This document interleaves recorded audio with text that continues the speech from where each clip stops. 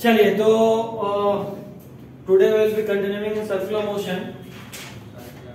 जहां तक हम लोग बात किए थे उसके आगे आज बात करेंगे। सर्कुलर मोशन में हम लोग सेंट्रीपिटल एक्सेलरेशन और टेंजेंशियल एक्सेलरेशन के बारे में पढ़ लिए थे। लेक्चर देख लिया रोशन आया तो खास समझ में नहीं आना है, बट कोई नहीं, लिख लो, वो तो हमको पता ही, आपके ऑप्शन नहीं। और लिखिए हेडिंग में लाइए motion of a vehicle on a flat circular road. वो भी पढ़ेंगे इसके बाद।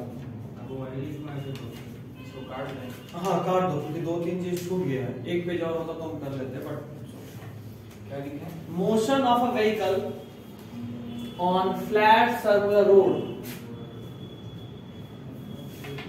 Motion of a vehicle on flat circular road. Motion of a vehicle on flat circular road. ठीक है, देखो ये रहा आपका रोड, यहाँ पे कोई व्हीकल चल रहा है, तो व्हीकल को सर्कल में घुमाने में ज्यादा एक्सीडेंट होने का डर होता है। अगर कभी गाड़ी चलाए हैं 4 व्हीलर में, कभी में भी स्टीयरिंग को छूने दिया हो, या फिर बाइक कभी चलाने का मौका मिला हो, या फिर कभी स्कूटी चलाए हो और उसको ब्रेक से रोके हो पैर के बजाय, है ना। बहुत लोग लैंड करते हैं, ब्रेक नहीं मारते, टांग लगाते हैं, साइकिल थोड़ा ना है। और कुछ लोगों का तो साइकिलों को भी हाथ होता है, तो ब्रेक नहीं, हाथ में ब्रेक है, ब्रेक छोड़ के टांग लगाएंगे, पैर रखने से गाड़ी रुकता है कहीं? अच्छा, आज भी वही हाल तुम्हारा।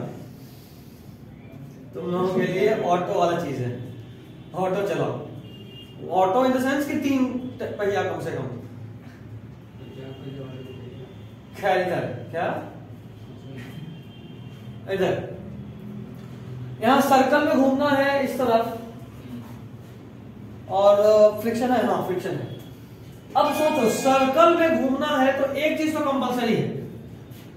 एक चीज आप नोटिस करे होंगे, जब भी आपको सर्कल में घूमना होता है या यू टर्न लेना होता है तो आप पहले तो गाड़ी को स्लो करते हो, तेजी में करोगे तो फेंका जाओगे, एक चीज। दूसरा चीज, सर्कल में घूमना है यानी कोई तो सेंट्रीपिटल फोर्स होना चाहिए। बिना सेंट्रीपिटल फोर्स के सर्कल में घूम कोई भी नहीं सकता। और इस केस में सेंट्रीपिटल फोर्स जो प्रोवाइड करता है वो कौन होता पता है? To your surprise it is friction. बनाइए, and this is uniform circular motion.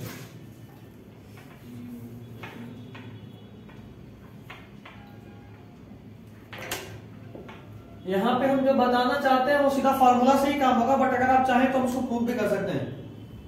क्या ख्याल है, प्रूफ किया जाए? एक्चुअली हम चाहते हैं मैक्सिमम वेलोसिटी निकालना जिससे कि वो घूमे।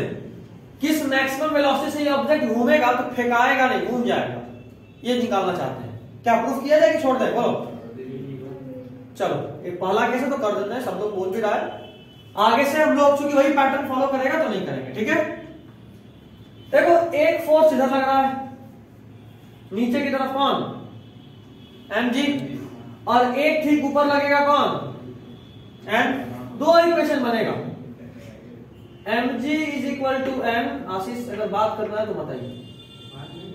तो फिर कुछ बोल रहे थे? अच्छा ऐसा, तब ठीक है। mg is equal to n एक चीज, और दूसरा ये जो फ्रिक्शन लग रहा है काइनेटिक या स्टैटिक?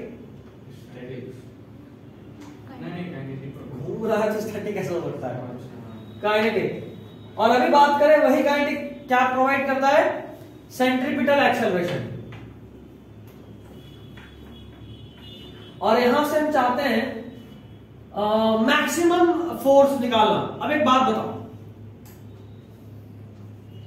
जो काइनेटिक फ्रिक्शन का मैक्सिमम वैल्यू होगा वही ना मैक्सिमम फोर्स होगा, जितने में घूमे तो कोई इश्यू नहीं है। यानी मैक्सिमम निकालने के लिए इन दोनों को बराबर करना होगा। हम लोग जानते हैं कि फ्रिक्शन का वैल्यू का मैक्सिमम लेवल होता है स्टैटिक फ्रिक्शन, मतलब लिमिटिंग फ्रिक्शन, है ना। बाकी काइनेटिक हो या स्टैटिक हो, काइनेटिक तो कम होता है, कांस्टेंट होता है, और स्टैटिक वेरिएबल होता है, लेकिन वो भी कम ही होता है, लिमिटिंग मैक्सिमम होता है ना। और लिमिटिंग का फॉर्मूला था म्यू एन, बाकी सारा फ्रिक्शन उससे कम ही होगा। तो अगर हम जानना चाहते हैं मैक्सिमम वेलोसिटी तो हमको मैक्सिमम फ्रिक्शन लेना होगा, और मैक्सिमम में बात करोगे तो आप लिमिटिंग का बात कर रहे हो, उससे अधिक और फेंका जाएगा, उससे कम रहा तो ठीक है, स्टैटिक अपने आप को बैलेंस कर लेगा। समझे बात? अच्छा, यहां पे इसमें किसी को कोई इशू नहीं है ना? पक्का पक्का? क्या ये काइनेटिक क्यों लिखे? एक्चुअली ये गलत है, कम से कम इस केस में, इसलिए क्योंकि मोशन आप परपेंडिकुलर कर रहे हो, इसकी डायरेक्शन में कर रहे हो क्या? हम इधर मोशन कर रहे हैं और हम बोल रहे हैं कि इधर फ्रिक्शन स्टैटिक है, कैसे मतलब काइनेटिक है, कैसे चलेगा? काइनेटिक यानी मोशन की तरफ उसका मोशन होना चाहिए, ये स्टैटिक में चल रहा है। और दूसरा चीज हम इस केस में इसलिए बोले क्योंकि हम यहां मैक्सिमम वैल्यू लेना चाहते हैं, ठीक है? तो यहां काइनेटिक नहीं, बजाय हम इसके लिमिटिंग का बात कर लेंगे। हम चूंकि मैक्सिमम ले रहे हैं इसीलिए हमको मैक्सिमम वैल्यू चाहिए ना यहाँ वेलोसिटी का, तो हम इसको ऐसे देखो और सही से लिखते हैं, देखो उतना कंफ्यूजन नहीं छोड़ो, घूम रहा है इसलिए काइनेटिक लिख दिए, और चूंकि हमको मैक्सिमम वेलोसिटी फाइंड करना है इसीलिए हम इसको ऐसे लिखते हैं।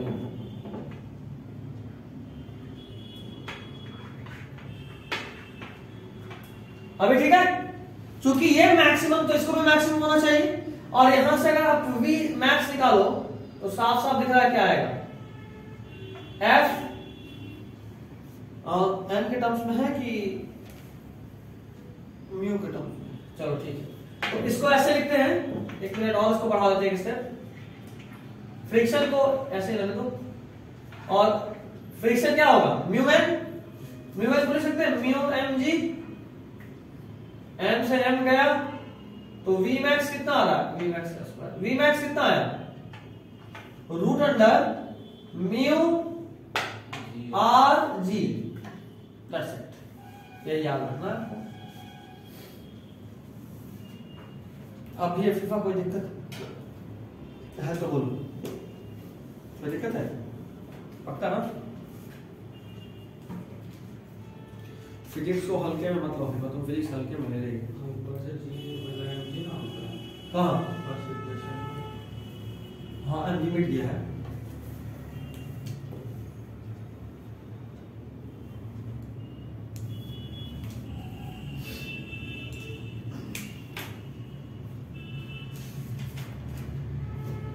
यहाँ पे इसको और सही करने के लिए ऐसे कर सकते हो, देखो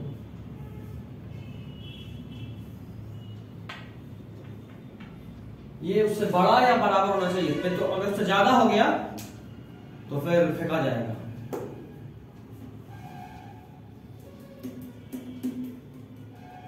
ठीक है?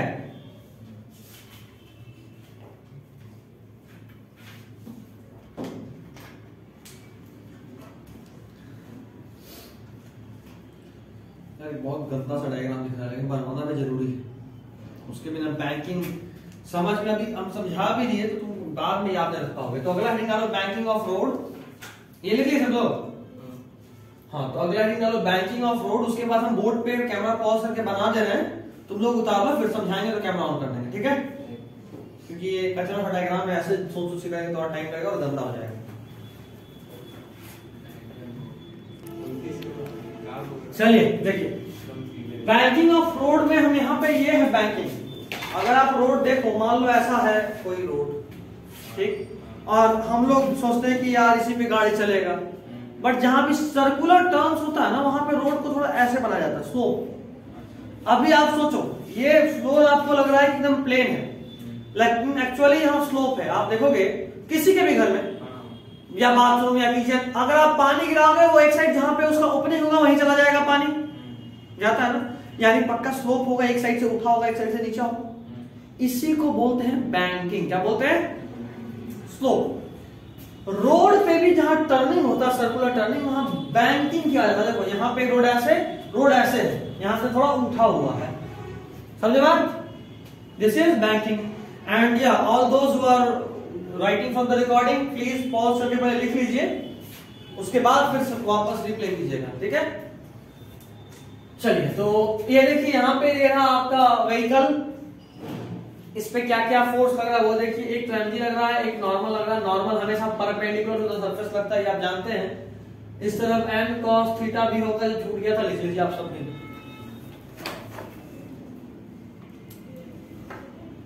हो गया? आगे देखिएगा, तो n का एक कंपोनेंट इस तरफ n sin थीटा, इसका टेंडेंसी जब आप गाड़ी लेकर घूमते हो तो फिगाने का टेंडेंसी होता है, तो आपका मोशन का टेंडेंसी इधर है, इसलिए फ्रिक्शन किधर लग रहा है? इस तरफ। फ्रिक्शन का कंपोनेंट इस तरफ cos थीटा, इस तरफ sin थीटा, नीचे में एक mg भी लग रहा है। कोई दिक्कत यहां तक? अब इक्वेशन बना दिए, n cos theta, n cos theta is equal to mg plus f sin theta. कोई दिक्कत? दूसरा इक्वेशन, अच्छा इसी को वापस सॉल्व करें, n cos theta minus f sin theta is equal to mg। कोई दिक्कत नहीं है। दूसरा equation n sin theta plus f cos theta, ये दोनों सेंटर की तरफ लग रहा है, यानी यही सेंट्रीपिटल फोर्स प्रोवाइड कर रहा होगा। जब भी सर्कुलर मोशन होता है तो दो इक्वेशन बनाएंगे, एक में ये आएगा ही आएगा, ठीक। बिना सेंट्रीपिटल एक्सेलरेशन के सर्कुलर मोशन हो ही नहीं सकता। ये सेंट्रीपिटल एक्सेलरेशन का फॉर्मूला है, हाँ, ये mv स्क्वायर बाय r है, फोर्स है, सेंट्रीपिटल फोर्स। इसको mv स्क्वायर बाय r, ये है centripetal acceleration, v square by r, ठीक है। Force is mv square by r, acceleration is equal to mass into, sorry, force is equal to mass into acceleration. Acceleration है v square by r और मास है m, और दोनों multiply हुआ तो बना सेंट्रीपिटल एक्सेलरेशन फोर्स, मतलब सॉरी सेंट्रीपिटल फोर्स, एक्सेलरेशन नहीं, एक्सेलरेशन सेंट्रीपिटल एक्सेलरेशन होता है v square by r। Got it? क्या तक? दो इक्वेशन डिवाइड करें तो मेरे पास ये आया, देखो n क्या के 2/1 n sin theta by f cos theta plus f cos theta by n cos theta minus f sin theta is equal to, ये और ये जब डिवाइड मारेंगे mm कट जाएगा, v स्क्वायर बाय rg। कोई दिक्कत यहां तक? एक तो आप इसको दिमाग में रख सकते तो रख लीजिए। अब आप मैक्सिमम करना चाहते हैं, अगर v max करेंगे तो इतना सिखाए तो उसको लिमिटिंग फ्रिक्शन हो जाएगा, फ्रिक्शन और मैक्सिमम फॉर वेलोसिटी फ्रिक्शन में मैक्सिमम होना चाहिए, and maximum friction is also known as limiting हो जाएगा। बस अब क्या, वैल्यू पुट कर दी f का, फ्रिक्शन का, देखो फ्रिक्शन f था, म्यू एन कर दिए। अब v max चाहिए था, v max सॉल्व करें, कुछ नहीं, ये जैसा था वैसा ही रख दिए हैं, rg उधर लेके गए हैं, देखो। अच्छा, यहाँ पे सब में से n कॉमन निकल के कटा है, देख रहे हो, n कॉमन निकला, यहां से भी n कट गया, कोई कष्ट? उसके बाद rg आकर मल्टीप्लाई हो गया, ये v max है, और इसी को जैसे sin theta plus mu cos theta by cos theta minus mu sin theta, sin by cos है ये, यहाँ पे mu cos theta mu sin theta plus minus, याद है तो ठीक है। तो यहां देखो बस cos से डिवाइड मार दिए तो tan theta plus mu by 1 minus mu tan theta into r। Got it? ये मैक्सिमम वेलोसिटी का बात हुआ, उसी तरह बात होगा मिनिमम वेलोसिटी का। आई गेस यहां तक कोई दिक्कत नहीं है, नहीं ना? चलिए तो let's begin with next part. वापस से पॉज करें क्योंकि फिर से लिखना है। चलिए जरा समझिएगा इसको। पिछले वाले का ही एक दूसरा केस है। अब खुद सोचो कि अगर मान लो ये रोड है तुम्हारा, ये रोड है, ठीक, अफीफा का ही गाड़ी है, यहाँ मस्त चल रहा था, कोई इशू नहीं था। क्या तुम्हारा? तब तो तू जिंदे नहीं रहेगा, तुम तो किड्डी बेचोगे तब भी नहीं होगा। इधर देखो, स्लाइड ऐसा हल्का सा तो आराम से चला लेंगे। अब स्लाइड ऐसा है तो जाहिर सा बात है कि अब अगर आप जहां रुके तो पीछे फिसल फिसल के गिर जाओगे, ज्यादा तेजी में उड़ोगे उधर फेंका जाओगे। तो मिनिमम और मैक्सिमम दोनों लिमिट है, इससे कम स्पीड तो हट जाओगे, इससे ज्यादा तो फेंका जाओगे। फेंका जाने वाला तो निकाल लिए, हट जाने वाला बात कर ले भाई। तो अच्छा, वी मिनिमम का केस तभी आएगा जब ये एंगल ऑफ रिपोर्ट से ज्यादा हो। देखो अगर हल्का सा स्लाइड हो तो कोई फिसलता है क्या? सबके घर के घर में गाड़ी को अंदर चढ़ाने के लिए स्लाइड बनाते हैं, है ना? दो तरह का होता है भाई। अब जिसका घर बहुत ऊंचा श्रेणी है, जिसका मान लो सिर्फ 2 श्रेणी है,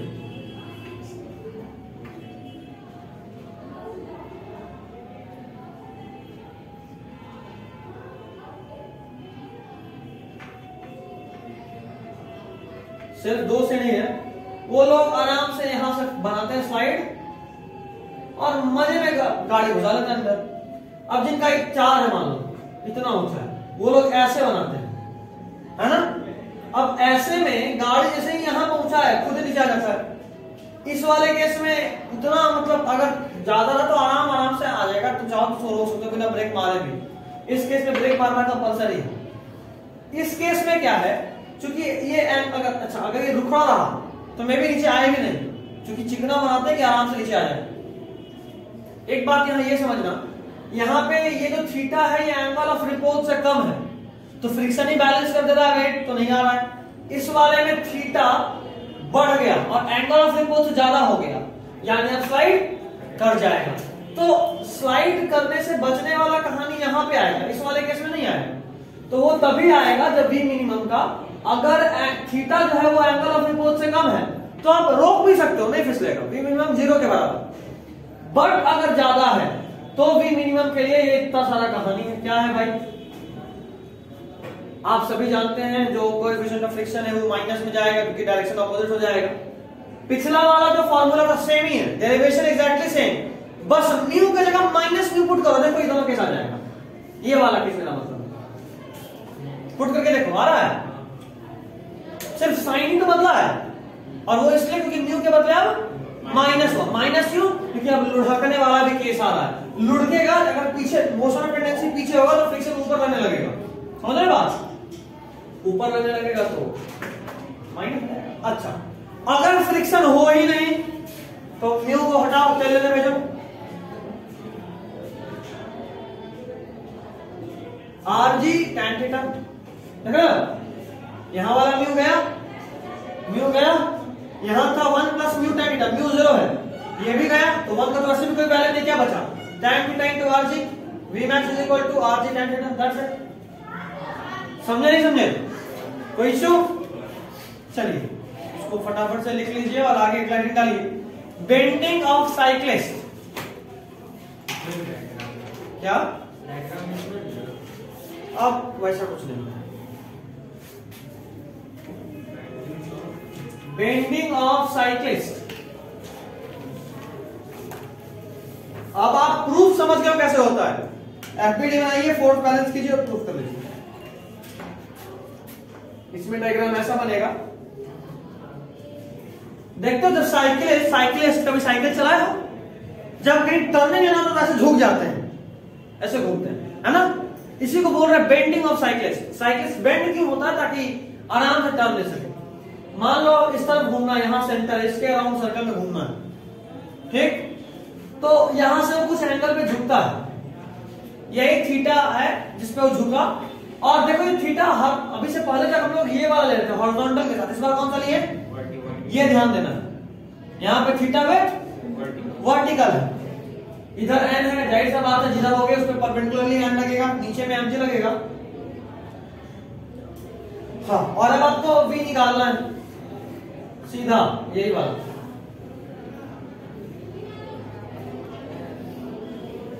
छापेंगे। और खास बात यहां पे अभी बताया, थीटा कैसा है, with vertical, theta with vertical है।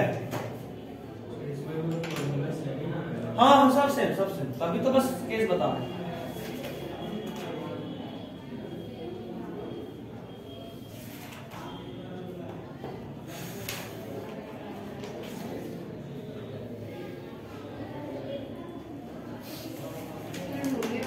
Yeah, I guess this is all for today.